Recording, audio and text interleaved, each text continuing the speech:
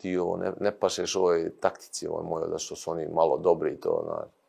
Ja kažem, pa gledao sam ja igrao sad protiv Neymara i Ronaldinha i sad ti ne misliš da ja mogu igrat protiv tih tamo u Izraela neki bez veze, oni su bili dole predzadnji.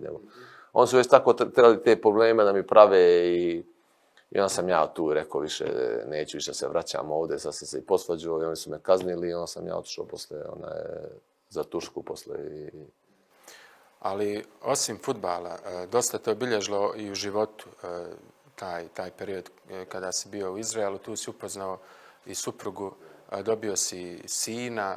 Oni su, jedan sam intervju čitao gdje si rekao da su oni ostali tamo sad nakon Dobro, za moja bivša žena. To je bivša supruga, da, ali da li si imao, sad kako je ovo počelo sve prije godinu i pol otprilike, jel znamo svi što se tamo dešava, da li je sad da li je bilo nekog straha kod tebe vezano za njih i njihovu sigurnost?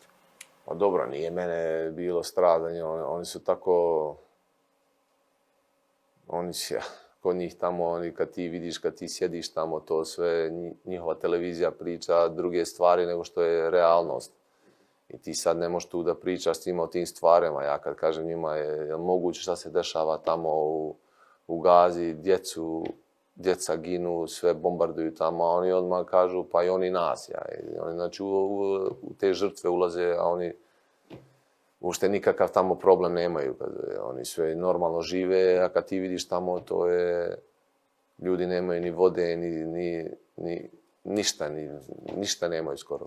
Ali teško je to tamo pričati o tim stvarima s njima, zato što oni imaju stalno na vijestima njihovo, da oni pomažu, da oni sve, da ta propaganda njihova, samo oni rade to. I ti ne možeš ti ulaziti u konflikt. Ja tamo odem, to je samo zbog mog djeteta, odem tamo da njega vidim i to mi je najbitnije. Da.